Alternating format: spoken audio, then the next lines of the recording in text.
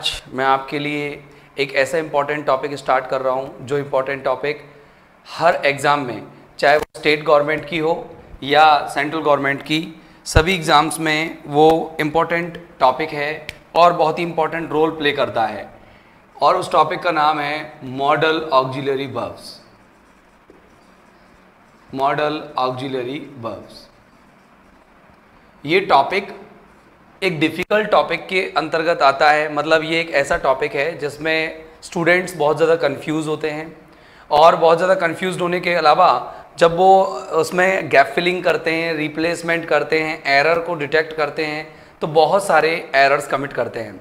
तो आज हम देखते हैं कि किस तरीके से इस टॉपिक से हम उन टॉपिक को पढ़ने के बाद, अधिकतम नॉलेज लेने के बाद, किस तरह से हम उन एरर्स को डिटेक्ट कर पाते हैं और किस तरह से हम अपने जो क्वेश्चंस है वो राइट कर पाते हैं और एग्जाम को क्रैक कर पाते हैं। तो देखेंगे, पहले तो बात करते हैं मॉडल ऑक्सिलरी वर्ब में ये तीन वर्ड्स हैं। पहला है मॉडल, दूसरा है ऑक्सिलरी और तीसरा जो वर्ड है वो है वर्ब्स। ओके, ये तीन वर्ड्स हैं। पहला है मॉडल्स, दूसरा है ऑक्सिलरी और तीसरा है वर्ब्स। तो मॉडल की बात समझते हैं। मॉडल्स की स्पेलिंग दो होती है, एक तो ये होती है और एक ये वाली होती है, दोनों डिफरेंट है। ये मॉडल जो है ये नाउन है और ये भी मॉडल नाउन है। ये मॉडल होता है, मॉडल, और ये मॉडल होता है। दोनों का प्रोनाउंसिएशन मैंने लिख दिया, इनका फोनेटिक ट्रांसक्रिप्शन देख सकते हैं। ये जो होता है आपका इस तरीके से फोनेटिक ट्रांसक्रिप्शन लेता है और ये जो होता है ये इस तरीके का फोनेटिक ट्रांसक्रिप्शन लेता है। देखेंगे इस तरह का, ये फोनेटिक ट्रांसक्रिप्शन है। इस मॉडल का अर्थ क्या होता है और इस मॉडल का अर्थ क्या होता है ये देखते हैं। दोनों का मीनिंग हम देखते हैं। जो पहला मॉडल है उसका मीनिंग होता है पैटर्न या फॉर्मेट, प्रारूप इसे हिंदी में हम बोलते हैं, प्रारूप। और ये वाला जो सेकंड है, सेकंड आप देख रहे होंगे मॉडल, जो सेकंड मॉडल है वो है आपका नोशन, या फिर हम इसको बोल सकते हैं आइडिया, और हिंदी में हम इन्हें बोलते हैं विचार। तो आप समझ सकते हैं कि ये दोनों जो मॉडल हैं ये एक मॉडल है और एक मॉडल है, और इनका मीनिंग क्या है, इनका फोनेटिक ट्रांसक्रिप्शन क्या है, इनको बोलते क्या है, इनका इंग्लिश सिनोनिम क्या है, ये मैंने आपके सामने लिखे हैं। तो हम जिस मॉडल की बात कर रहे हैं वो मॉडल है, और मॉडल का मतलब यहाँ है विचार। तो हमें पहला वर्ड जो है उसका मीनिंग मिल गया। पहले वर्ड का मीनिंग है विचार, राइट। दूसरा वर्ड जो है वो है ऑक्सिलरी। दूसरा वर्ड जो है वो है ऑक्सिलरी, और ऑक्सिलरी का मीनिंग है सहायक। सहायक को हम हिंदी में इंग्लिश में बोलते हैं हेल्पिंग। और आपको पता है हेल्पिंग वर्ब्स भी होती हैं, तो हम इन्हें ऑक्सिलरी वर्ब क्यों बोल रहे हैं, हेल्पिंग वर्ब क्यों नहीं बोल रहे, ये भी हम बात करेंगे। और जो तीसरा वर्ड है हमारा वो है वर्ब, और वर्ब का मतलब आप हिंदी में जानते हैं क्रिया, फंक्शनरी वर्ड, इसको हम फंक्शनरी वर्ड भी बोलते हैं। ओके डियर फ्रेंड्स, अब बात करते हैं हम कि किस तरीके से हम इस टॉपिक को पढ़ने वाले हैं। तो सबसे पहले हम इसकी डेफिनेशन देखते हैं। तो देखिए डेफिनेशन क्या है कि the verbs which come as the helping verb and represent the mood और आइडियाज और notions of a subject are called modal auxiliary verbs. Okay, एक बार फिर से सुन लीजिए। The verbs which come as the helping verbs and show the notion or ideas of a subject are called model auxiliary verbs। तो इस तरीके से ये आपकी डेफिनेशन हुई। एक बार फिर से सुन लीजिए। the verbs which come as helping verbs and represent the mood or notion of a subject are called model auxiliary verbs। तो हमें ये डेफिनेशन किसी भी एग्जाम में पूछी जाने वाली नहीं है, बस एक माइंड में सेट रखने वाली बात है कि किस तरह से मॉडल ऑक्सिलरी वर्ब को हम पहचान सकते हैं। तो वह वर्ब जो कि एक सब्जेक्ट के मूड को रिप्रेजेंट करती है और एक हेल्पिंग वर्ब के रूप में आती है, ये मेन वर्ब नहीं होती, यानी कि इसके लिए एक और वर्ब की आवश्यकता होगी जो इसके बाद आएगी, वो होगी मेन वर्ब। तो हम देखो बात करते हैं कि किस तरह से मॉडल ऑक्सिलरी वर्ब काम करते हैं। हम इसको प्रैक्टिकली लेते हैं। जैसे एक सिंपल सा एक स्टेटमेंट लेता हूं कि मैं एक पत्थर उठा सकता हूं, तो अब मैं इसमें एक मॉडल वर्ब बार बार हेल्पिंग वर्ब यूज करके देखता हूं। जैसे मैंने एक सेंटेंस लिया, I can pick this stone up. Okay, ये एक एग्जांपल है छोटा सा कि I can pick this stone up. अब यहां पर ये पिक जो है वो मेन वर्ब है और उससे पहले जो वर्ब आ रही है वो है मॉडल ऑक्सिलरी वर्ब। क्यों है ये MAV मॉडल ऑक्सिलरी वर्ब? क्यों है? क्योंकि ये सब्जेक्ट की कैपेसिटी को रिप्रेजेंट कर रही है कि सब्जेक्ट किस तरह की क्षमता को रखता है, सब्जेक्ट क्या कर सकता है, सब्जेक्ट की एबिलिटी है, सब्जेक्ट पावर रखता है कि वो उस स्टोन को ऊपर उठा सकता है। देखो, मैं इस मॉडल ऑक्सिलरी वर्ब को चेंज कर रहा हूं, मैं इस तरीके से लिख रहा हूं कि आई मे पिक दिस स्टोन अप। मैंने ये लिख दिया। अब ये स्टेटमेंट मैंने अपने आप से बोला, मैंने कहा भाई आई मे पिक दिस स्टोन अप। कहने का मतलब मैं थोड़ा सा डाउट रखता हूं, मैं संदेह में हूं, मैं थोड़े से सस्पिशन में हूं कि भाई मैं इस स्टोन, ये मुझे लग रहा है भारी है, क्या मैं इसे उठा सकता हूं? तो यहां जो मे लग गया, इसका मतलब सब्जेक्ट थोड़ा सा किस में है? डाउट में। मतलब सब्जेक्ट किस चीज को रिप्रेजेंट कर रहा है? पॉसिबिलिटी को। जब पॉसिबिलिटी का सेंस हो, जब डाउट का सेंस हो, तो वहां पर हम किसका यूज करेंगे? मे का। इसी में और देख लो, मैंने एक लाइन और लिखी, I must pick this stone up. ये मैंने और लिख दिया। ओके डियर फ्रेंड्स, अब देखिए भैया, अब बताओ इसमें कौन सा सेंस आ रहा होगा? बताइए इसमें कौन सा सेंस आ रहा होगा? आप समझ गए होंगे इस मस्ट को देख करके कि यहां पर मस्ट आ रहा है स्ट्रॉन्ग नेसेसिटी के लिए। स्ट्रॉन्ग नेसेसिटी मतलब सब्जेक्ट को बहुत ज़्यादा आवश्यकता है इस पत्थर को उठाने की, यानी कि अगर ये पत्थर नहीं उठाएंगे तो हो सकता है ये तो निकल नहीं सकते, या फिर इसके बिना इसका काम नहीं चल सकता। तो यहाँ पर देख रहे हैं आप, बार बार मेन वर्ब सेम है, लेकिन इस मेन वर्ब से पहले हम बार बार मॉडल ऑक्सिलरी वर्ब बदल करके हम सब्जेक्ट के विचार को दर्शा रहे हैं, सब्जेक्ट के नोशन को रिप्रेजेंट कर रहे हैं। तो इस तरीके से आप समझ सकते हैं कि अलग अलग रिप्रेजेंटेशंस के लिए, अलग अलग आइडियाज़ को रिप्रेजेंट करने के लिए हम क्या यूज़ करते हैं? मॉडल ऑक्सिलरी वर्ब्स का हेल्पिंग वर्ब के रूप में क्या करते हैं? यूज़ करते हैं। तो डियर फ्रेंड्स, मुझे लगता है आपको ये डेफिनेशन और कुछ एग्जांपल्स जो मैंने इसके दिए हैं ये समझ में आ गए होंगे। आज हम बहुत इंपॉर्टेंट मॉडल ऑक्सिलरी वर्ब्स पढ़ने वाले हैं। तो पहले इनकी जो डेफिनेशन है वो और इसके जो कुछ एग्जाम्पल्स हैं वो मैं बोर्ड पर एक क्लियरली लिख रहा हूँ, जिससे आप उन्हें कॉपी में लिख सकें और नोट्स प्रिपेयर कर सकें। उसके बाद जो मैं मॉडल ऑक्सिलरी वर्ब उठाऊंगा या हम पढ़ेंगे आज, वो होंगे नीड, डेयर, ऑट टू और यूज टू। ये हम 4 मॉडल ऑक्सिलरी वर्ब्स पढ़ेंगे और उसके बाद हम उन पर विभिन्न परीक्षाओं में आए हुए सवाल भी सॉल्व करेंगे कि किस किस तरीके के क्वेश्चंस एग्जाम में आए हुए हैं और कैसे पूछे जाते हैं। मुझे मालूम है ये बात कि आप इनको अच्छे से समझेंगे और जब एग्जाम में आप इस तरीके के क्वेश्चंस देखेंगे तो आप डेफिनेटली उनको सॉल्व भी करेंगे और वो भी सही, without getting negative marks. Okay dear friends, तो बने रहिए और देखते रहिए इस वीडियो को। देखिए, ओके डियर फ्रेंड्स, अब बात करते हैं हम हमारी मॉडल ऑक्सिलरी वर्ब की डेफिनेशन की, जो मैं बोर्ड पर लिख रहा हूँ। तो देखेंगे dear friends, modal auxiliary verb की डेफिनेशन देखेंगे। द वर्ब्स, वो क्रियाएं हैं, द वर्ब्स विच, जो कि कम एज हेल्पिंग वर्ब्स, जो कि सहायक क्रियाओं के रूप में आती हैं, हेल्पिंग वर्ब्स एंड रिप्रेजेंट, जो कि दर्शाती हैं द मूड और नोशन,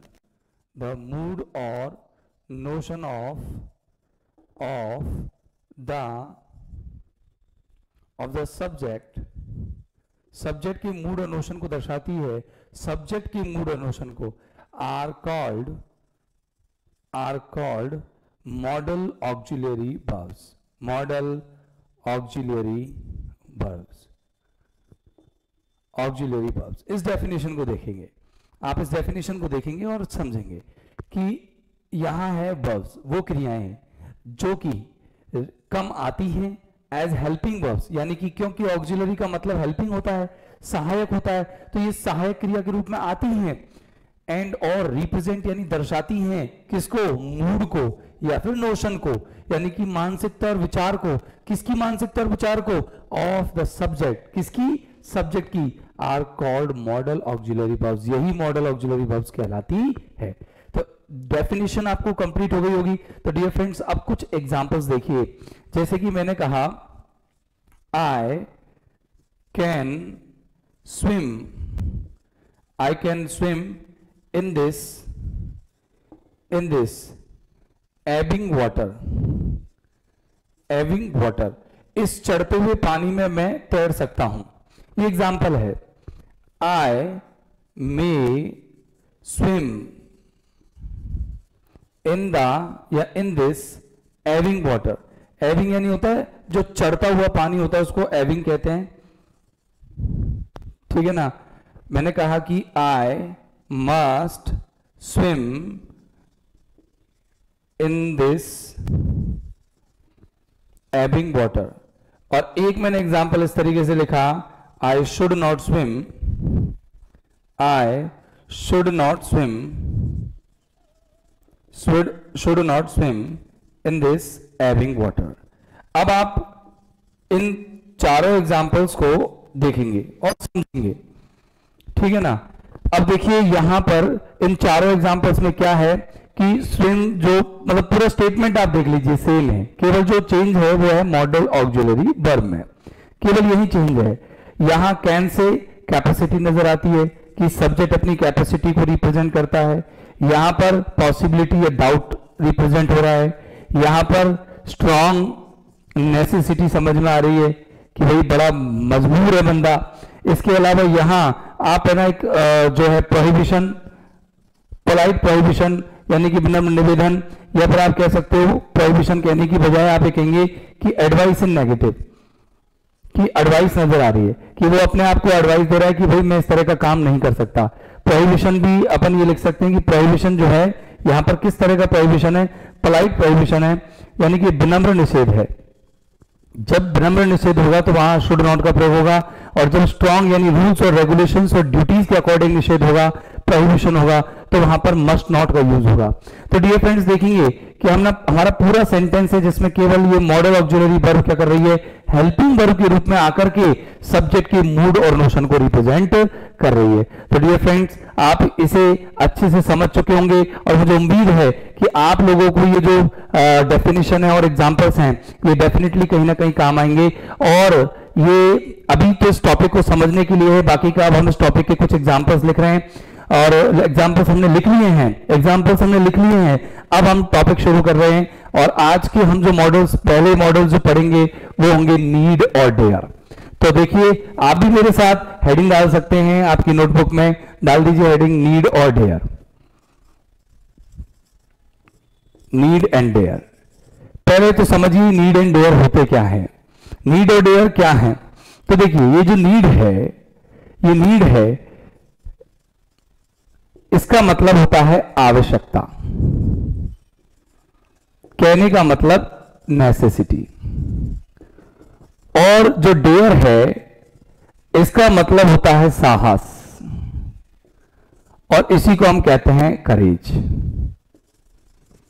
राइट, समझ में आ गया क्या है? नीड आवश्यकता जिसको हम नेसेसिटी कहते हैं, डेयर साहस जिसको हम करेज कहते हैं। अब देखना, अब मैं आपको इनके फंक्शनल यूजेस बता रहा हूं। नीड क्या है? नीड एक मॉडल ऑक्सिलरी वर्ब है, नीड एक मेन वर्ब भी है। हां जी, नीड एक मेन वर्ब भी है, मेन वर्ब, नीड एक मेन वर्ब भी है। इसके अलावा नीड एक नाउन है। राइट, नीड तीनों काम कर रही है, model auxiliary verb, main verb और नाउन, ये तीनों का काम करती है। तो जब ये नाउन का काम करती है तो इसका अर्थ सिर्फ आवश्यकता होता है, यानी कि नेसेसिटी। और जब ये मेन वर्ब का काम करती है तो इसका मतलब होता है कि बंदे को काम करना जरूरी है। और अगर ये मॉडल ऑक्सिलरी वर्ब का काम करती है तो ये मेन वर्ब के साथ आती है। तो जैसे देखो, मैं कुछ एग्जांपल से समझा रहा हूं कि मुझे एक कार खरीदने की आवश्यकता है, है। अब मैं सेंटेंस को लिखता हूं तो मैं इस सेंटेंस को तीनों तरह से लिख सकता हूं। मतलब मैं नीड को मॉडल ऑक्सिलरी वर्ब के रूप में भी रिप्रेजेंट कर सकता हूं, मेन वर्ब के रूप में भी रिप्रेजेंट कर सकता हूं, और देखो मैं नाउन के रूप में भी रिप्रेजेंट करने की कोशिश करता हूं। आप इसे समझना, अच्छे से समझना। जैसे मैंने कहा मुझे, तो मुझे को बोलूंगा आए। मेन वर्ब है खरीदना, और की आवश्यकता है के लिए मैं यूज करता हूं नीड, आई नीड।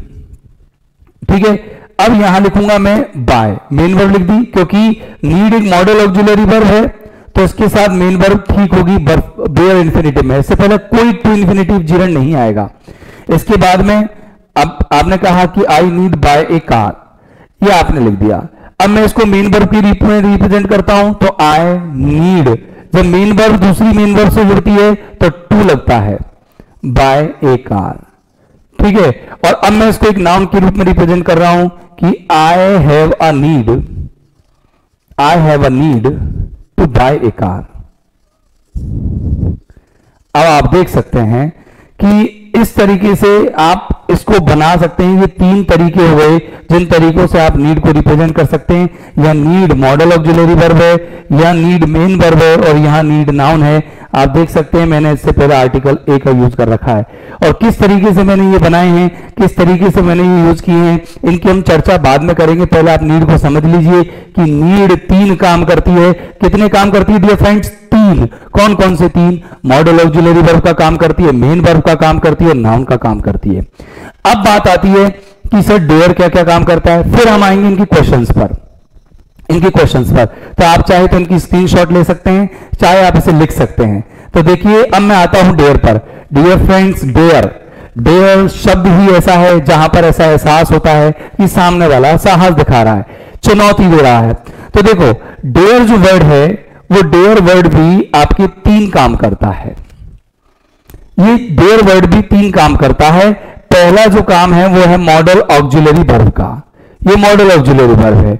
अगला काम है मेन वर्ब का, और अगला काम है नाउन का। ये तीनों ही तरह का काम करता है सर जी। हां, और डेयर से और भी शब्द बनते हैं, डेयरिंग। डेयरिंग एक एडजेक्टिव है और इसका मतलब है साहसी, करेजियस, शिवैल्रिक। ओके, और अब आते हैं हम मॉडल ऑक्सिलरी वर्ब पर। इसका क्या अर्थ होता है? मॉडल ऑक्सिलरी का पर अर्थ होता है साहस होना। यह साहस को रिप्रेजेंट करता है, ये करेज को। ये दिखा देगा कि सब्जेक्ट के अंदर करेज है। ये मॉडल वर्ब के रूप में चैलेंज, चैलेंज दिखाता है। उसने चुनौती दी, चैलेंज दिया, करेज दिखाया, उसके रूप में हम रिप्रेजेंट कर सकते हैं। और ये भी है, मतलब मीनिंग लगभग सेम है, बस फंक्शंस बदल जाते हैं। मैं इनको एग्जांपल्स के माध्यम से समझाता हूं, आपको ये अच्छे से समझ में आएंगे। तो देखेंगे, जैसे मैंने एक एग्जांपल लिया कि सुनील, हिंदी में लिखता हूं पहले, सुनील, सुनील में पिताजी से झूठ बोलने का साहस नहीं है। ध्यान रखना क्या बोला मैंने सेंटेंस में, सुनील में पिताजी से झूठ बोलने का साहस नहीं है। तो देखेंगे सुनील में पिताजी से झूठ बोलने का साहस नहीं है। तो देखेंगे सुनील, सुनील, फिर लिखा नहीं है, नहीं है तो मतलब डेयर नॉट, क्या बोलने का? डेयर नॉट टेल लाए, टेल लाए। किसका? किससे? पिताजी से। तो अब इसमें पिताजी जो है लिविंग ऑब्जेक्ट है, इसलिए मैं लिखूंगा tell his father a lie, tell his father a lie. इस तरह से एग्जाम्पल बन गया। अगर इसको मेन वर्ब के रूप में रिप्रेजेंट करता हूं तो सुनील डेयर्स, इस तरीके से। लेकिन नेगेटिव है तो इसमें आएगा Sunil does not dare to tell his father a lie. अब इसको बनाया कैसे, इसकी हम बात बाद में करेंगे, आप पहले समझिए। और अगर मैं इसको मेन वर्ब की नाउन के रूप में रिप्रेजेंट करता हूं तो नाउन के रूप में देखिए किस तरीके से कर रहा हूं। Sunil does not have any any dare to tell his father a lie, to tell his father a lie. इस तरह से एग्जाम्पल्स हैं, आप नोट कर सकते हैं. यहां एनी डिटर्मिनर है और डिटर्मिनर के बाद यहां डेयर शब्द आ रहा है. तो मैं ये तीनों जो किस तरीके से आते हैं, कैसे यूज होते हैं, इनके बारे में आपको पूरी तरह से एक्सप्लेन करके सब कुछ बताऊंगा.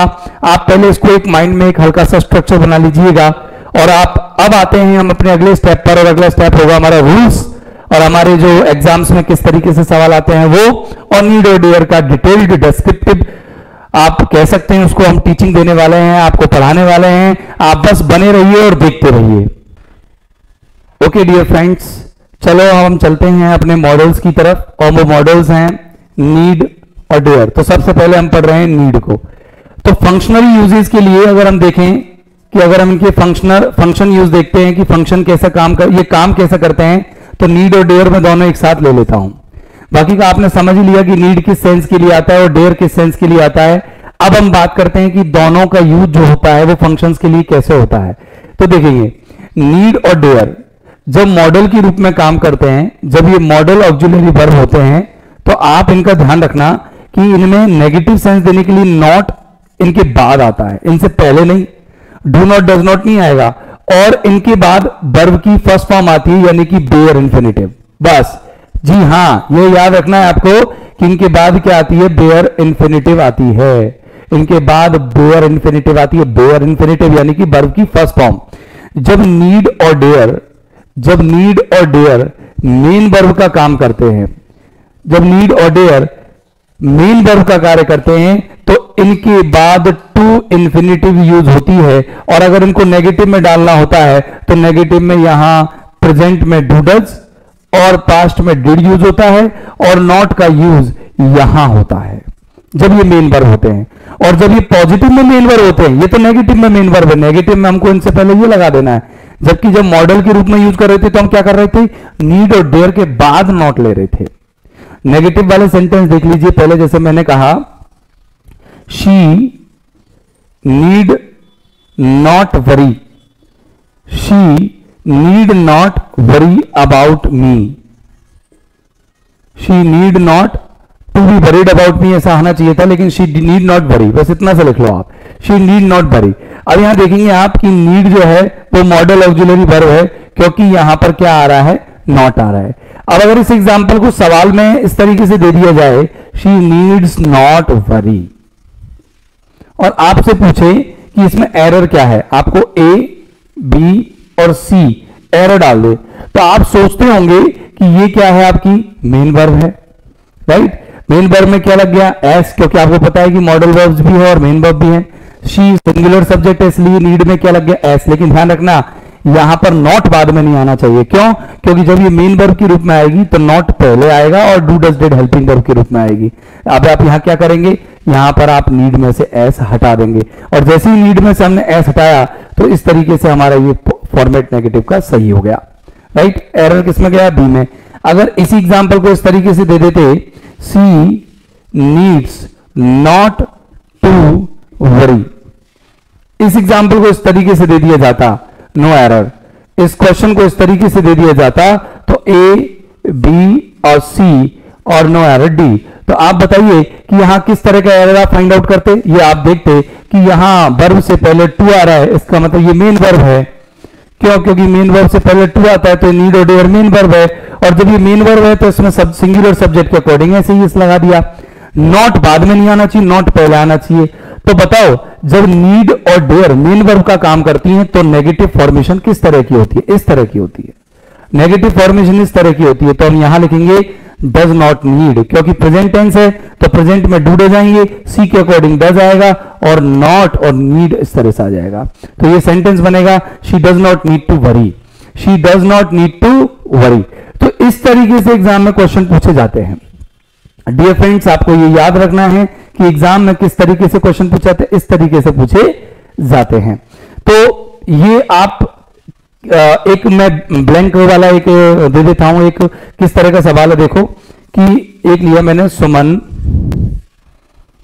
To think about me any more now, think about me any more now. अब आप इसमें मुझे अपने आंसर्स देना कि किस तरह का इसमें ऑप्शन आएगा।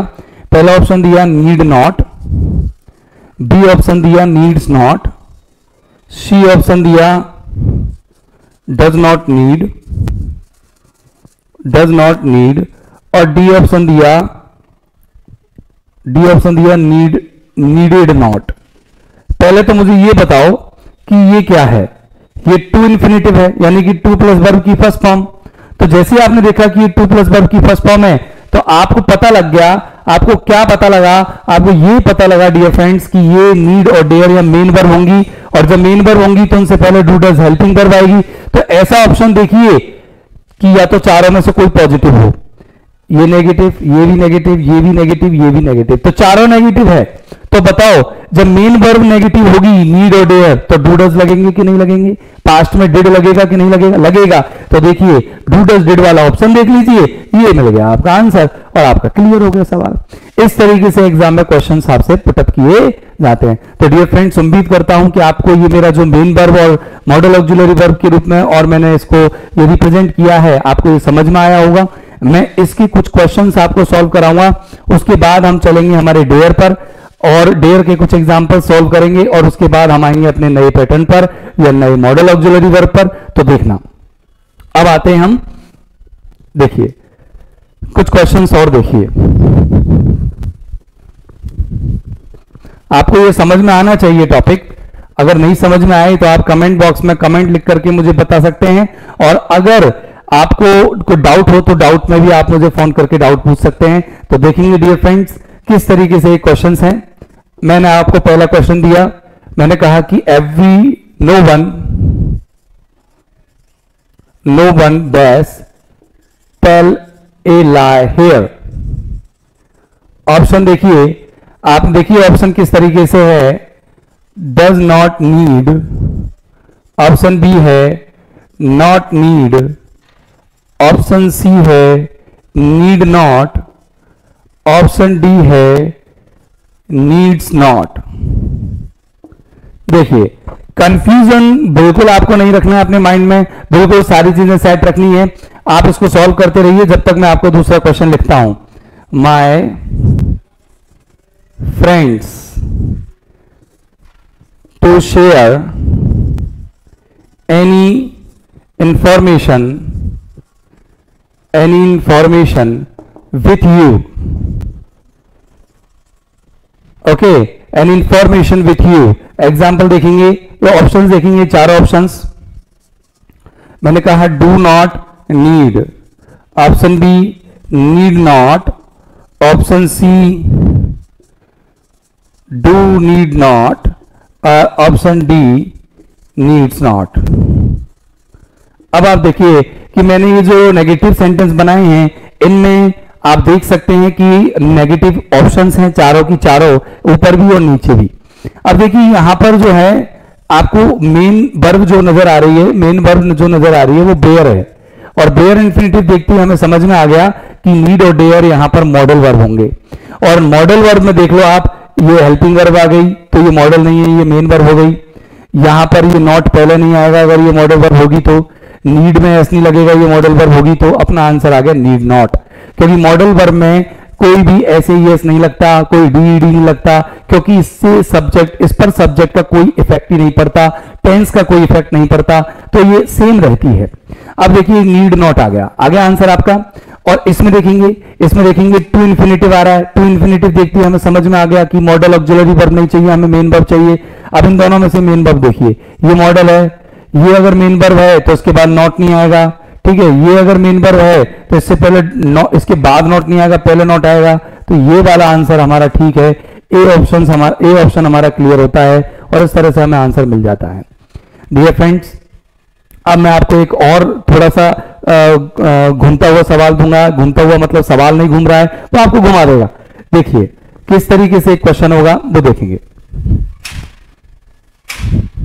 ये देखेंगे कि मैंने एक एग्जांपल दिया, do you need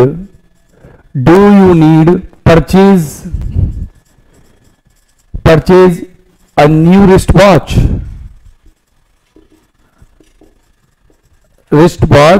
this week, ये इस तरीके से आपका ए, बी और सी और नो एरर डी, ये इस तरह का आपका क्वेश्चन है। अब आप मुझे इसमें आंसर बताइए। तो देखेंगे, मैं ही बता देता हूं इसका आंसर क्या है। आप देखेंगे ये सब्जेक्ट है, सब्जेक्ट से पहले हेल्पिंग वर्ब लगा रखी है डू, कहने का मतलब यहां पर ये हेल्पिंग, अब ये मॉडल ऑक्सिलरी वर्ब नहीं है, यहां पर ये मेन वर्ब है क्योंकि हेल्पिंग वर्ब यहां दे रखी है। तो जब ये मेन वर्ब है तो एक मेन वर्ब को दूसरी मेन वर्ब से किससे जोड़ा जाता है? टू से। तो बी में एरर है, बी में क्या एरर है? परचेज से पहले क्या आएगा? टू आएगा। परचेज से पहले क्या आएगा? टू आएगा। डियर फ्रेंड्स, परचेज से पहले टू आएगा। एक एग्जांपल और बताइए। डेयर यू की जगह मैं नीड की लेता हूं पहले example. Need you to manage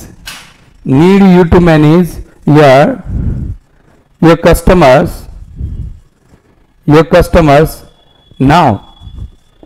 और मैंने इस तरह से ये आपको ऑप्शन दिए ए, बी, सी। अब आप बताइए कि इसमें क्या आएगा। आप देख सकते हैं कि यहां पर मैंने इंटरोगेटिव सेंटेंस में सब्जेक्ट से पहले नीड लिया है और यहां सब्जेक्ट से पहले नीड मॉडल ऑक्सिलरी वर्ब है, राइट। और जब मॉडल ऑक्सिलरी वर्ब है तो मेन वर्ब जो आएगी आपकी वो बेयर इन्फिनिटिव होगी, यानी टू नहीं आएगा। क्यों नहीं आएगा? क्योंकि सब्जेक्ट से पहले ये आने वाली जो हेल्पिंग वर्ब है ये मॉडल है, और मॉडल होने की वजह से मैंने से पहले यहां टू नहीं आएगा। तो डियर फ्रेंड्स, आपको अच्छे से समझ में आ गया होगा किस तरीके से इसके क्वेश्चंस आएंगे। मैंने आपको ब्लैंक वाले यानी कि रिक्त स्थान वाले भी सवाल बताए और एरर वाले भी क्वेश्चन बताए। इंप्रूवमेंट वाले भी हम बात करेंगे, लेकिन वो डेयर पढ़ने के बाद करेंगे। तो अब हम अगले स्टेप की ओर चल रहे हैं और वो स्टेप है हमारा डेयर। तो देखिए डेयर को,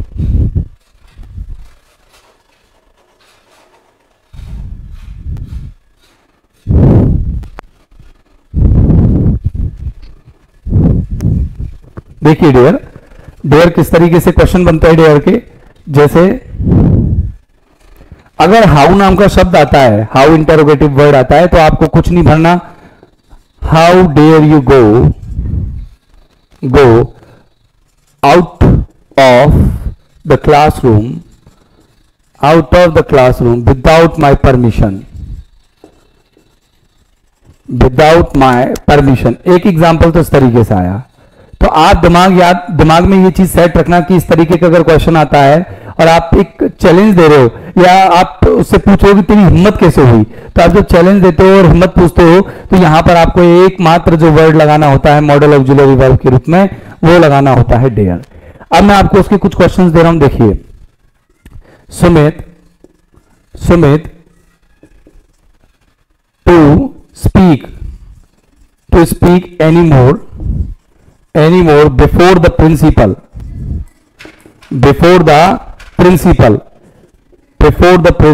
that day। अच्छा, अब ये क्वेश्चन को ध्यान से समझना, ऑप्शन देखना। dares not, B dared not, C did not dare, और D did dare not। हाँ, इस तरीके से ये सवाल होगा। अब आप बताइए कि इसमें आंसर क्या आएगा। मुझे लगता है आपको आंसर मिल गया होगा। दरअसल क्या है कि यहां देखेंगे आपकी टू इन्फिनिटिव आ रही है, टू प्लस वर्ब फर्स्ट आ रही है, तो मॉडल ऑक्सिलरी वर्ब नहीं मेन वर्ब आएगी। तो देखेंगे यहां पर मेन वर्ब कौन सी होगी?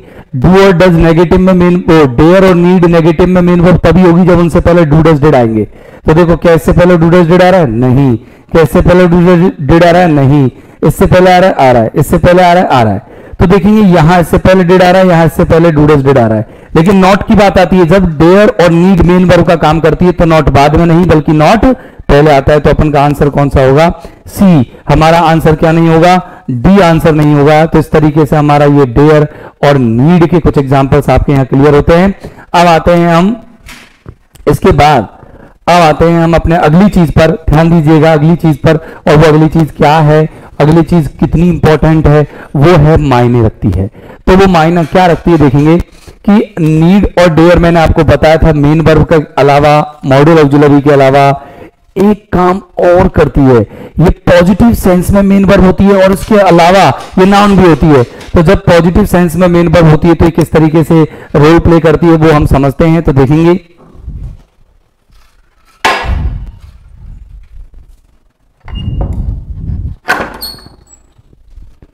तो जब ये पॉजिटिव सेंस में मेन वर्ब होती है तो देखेंगे किस तरीके से काम करती है पॉजिटिव सेंस में मेन वर्ब। तो ये मेन वर्ब के रूप में हम देख रहे हैं। तो पॉजिटिव सेंस में मेन वर्ब जब ये होंगी तो आपको पता है अगर सब्जेक्ट सिंगुलर होगा तो नीड्स हो जाएगी, टेंस पास्ट होगा तो नीडेड हो जाएगा, राइट। लेकिन इनके बाद नॉट नहीं आएगा, इनके बाद आएगी टू प्लस वर्ब की फर्स्ट फॉर्म। और इसी तरीके से इसमें होगा अगर सब्जेक्ट सिंगुलर हुआ तो डेयर्स और अदरवाइज डेयर्ड। और आपको नॉर्मल फॉर्म तो उनका पता ही है, क्या क्या, नीड और डेयर। इस तरीके से ये अपन को याद रखनी है। जैसे कि एग्जांपल है कि अनिल नीड्स प्ले नाउ। अगर इस तरीके का क्वेश्चन पूछा जाए आपसे अनिल नीड्स प्ले नाउ तो ये गलत है, क्योंकि नीड्स प्ले, नीड में मतलब एस लग रहा है तो ये मेन वर्ब है, और जब ये मेन वर्ब है तो दूसरी मेन वर्ब को हम किससे जोड़ेंगे, टू से जोड़ेंगे। मैंने कहा कि मोहित डेयर्ड गो आउट देन। अब बताओ इसमें क्या आएगा, डेयर्ड गो आउट देन, तो डेयर्ड यहां पर वर्ब सेकंड है, यानी कि आप देख सकते हैं तो एक वर्ब को दूसरी वर्ब से जोड़ेंगे तो यहां पर हमें क्या चाहिएगा, टू। तो इस तरीके से पॉजिटिव सेंस में मेन वर्ब का काम करती है। अब आते हैं डियर फ्रेंड्स हम उनके नाउन के फॉर्मेट पर कि नाउन किस तरीके से बन जाते हैं। तो देखेंगे नाउन, देखिए ये मैंने यहां लिया नाउन के रूप में, एज अ नाउन। अब एज अ नाउन कैसे काम करते हैं, देखेंगे एज अ नाउन कैसे काम करते हैं। एज अ नाउन बड़े सिंपल वे में काम करते हैं। जैसे मैंने कहा कि आपको कैसे यूज करना है, आप याद रखना कि हैज हैव आपको मेन वर्ब के रूप में यूज करनी है, और इसके बाद आपको आर्टिकल डिटरमिनर कुछ भी ले सकते हैं आप। मैंने लिख दिया आर्टिकल और बटे में यहां ऑप्शन में लिख दिया मैंने डिटरमिनर्स, आप इनमें से कुछ भी यूज कर सकते हैं यहां। और इसके बाद आप लिखेंगे नीड और डेयर, ये ठीक है ना। अब आप अगर जैसे कोई भी आप एडिशनल चीज जोड़ना चाहते हैं तो वो अकॉर्डिंग टू द सेंस जुड़ेगी। अगर आप इसके बाद भी कोई मेन वर्ब जोड़ना चाहते हैं तो वो टू प्लस वर्ब फर्स्ट में जुड़ेगी। ये चीज आपको याद रखनी है, ठीक है। अब जैसे देखो मैंने कहा कि मुझे तुमसे बात करने की जरूरत नहीं, तुमसे बात करने की जरूरत नहीं। अब इसको समझना, जरूरत नहीं, तो पहले तो मुझे ये बताओ कि दोनों में से क्या यूज होगा, नीड या डेयर। जरूरत नहीं, आवश्यकता नहीं, तो हमारा नीड वाला यूज होगा, राइट। तो हम डेयर को थोड़ी देर के लिए भूल जाते हैं। अब देखते हैं नीड का, मुझे आए, बात करने की जरूरत नहीं, नेगेटिव है तो मेन वर्ब के रूप में यूज कर रहा हूं मैं। I do not need to talk to you, to talk to you, okay. समझना इसको कैसे मैंने यूज किया है, मेन वर्ब के रूप में यूज किया है। मेन वर्ब में नीड यूज की तो मैंने नेगेटिव में do not, does not, did not में से कुछ एक लगाना था, और बाद में जो मेन वर्ब लिखनी थी वो टू इंफिनिटिव फॉर्म में लिखनी थी, राइट। अब आते हैं हम इसको मॉडल के रूप में, I need not talk to you. देखिए मैंने मॉडल के रूप में इसे यूज किया है, और अब मैं इसे मेन वर्ब के रूप में यूज कर रहा हूं। समझ में आएगा आपको आसानी से, आए, मुझे ये लेना है, और नेगेटिव है तो नेगेटिव में do not, does not, have, right.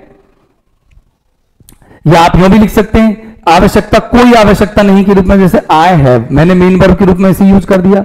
और मैंने इसको नाउन बनाना है तो डिटरमिनर में एक आर्टिकल, वो डिटरमिनर होता है जो नेगेटिव सेंस देता है, और वो होता नो, तो मैंने ले लिया I have no need, I have no need. अब मेन वर्ब है तो to talk to you, I have no need to talk to you. ये लो, ये इस तरीके से भी हो गया। आप इसको इस तरह से बना सकते हैं, I don't have any need to talk to you, ये भी बना सकते हैं। अब ध्यान रखना कुछ चीजें, बारीकियां, यानी कि आप सीख गए कि किस तरीके से इनको मेन वर्ब के रूप में यूज करते हैं, किस तरीके से इनको हम मॉडल ऑक्सिलरी वर्ब के रूप में यूज करते हैं, और किस तरीके से नाउन के रूप में यूज करते हैं, राइट। जब नाउन के रूप में यूज करते हैं तो आर्टिकल डिटरमिनर्स आते हैं, और इसके बाद ये आता है, और इससे पहले अपन मेन वर्ब के रूप में कहीं ना कहीं हैज हैव हैड का यूज करते हैं। देखिए यहां देखिए आप मेन वर्ब के रूप में हैज हैव हैड का प्रयोग करते हैं। तो देखना, एक एग्जांपल मैंने कहा कि तुझे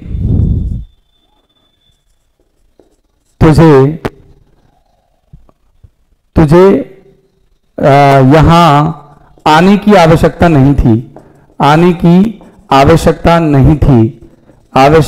नहीं थी। अब मैं इस एग्जांपल को कैसे बना रहा हूं, देखिए कि यू है ना, अब इसको मेन वर्ब के रूप में यूज करेंगे हम, मतलब सॉरी नाउन के रूप में, बाकी के इन दोनों रूपों में आप बना सकते हैं। मैं बोल देता हूं you did not need to come here. अगला है you need not come to. अब जैसे पास्ट में ले जाना है तो उसमें मॉडल पास्ट में नहीं जाता है, इसलिए हम बजाय इसको और उसी की यूज करेंगे क्या, you did not need to come here. और अगर मैं मॉडल रूप में यूज करता हूं तो फिर पास्ट सेंस नहीं आएगा, ठीक है ना। पास्ट में कैसे कर सकते हैं, मैं आपको बताऊंगा। अगर नीड को मॉडल के रूप में ही अगर पास्ट में ले जाना है तो आप कैसे करेंगे, डेयर को मॉडल के रूप में ही अगर आपको पास्ट में ले जाना है तो कैसे करेंगे। इसकी अभी इंपॉर्टेंट बातें घट रही हैं, ध्यान रखना। आगे हम बात करते हैं कि किस तरीके से इसको नाउन के रूप में रिप्रेजेंट करते हैं। तो आपको याद रखना मेन वर्ब हैज हैव होंगी, पास्ट में मेन वर्ब क्या होगी, you had no need to come here, तो मेन वर्ब के रूप में मैंने हैड यूज किया और डिटरमिनर के रूप में नेगेटिव सेंस लेने के लिए मैंने नो यूज कर दिया। तो डियर फ्रेंड्स, मुझे लगता है आपके ये टॉपिक अब अच्छे से कंप्लीट हो गया होगा। अब मैं आऊंगा इंपॉर्टेंट फैक्ट्स पर, कुछ इंपॉर्टेंट रूल्स पर विद लेक्चर नंबर 3 में। तो इस तरीके से आपका नीड डेयर कंप्लीट हो जाएगा। तो देखेंगे डियर फ्रेंड्स, अभी देखेंगे थोड़ी देर बाद में, तो देखिए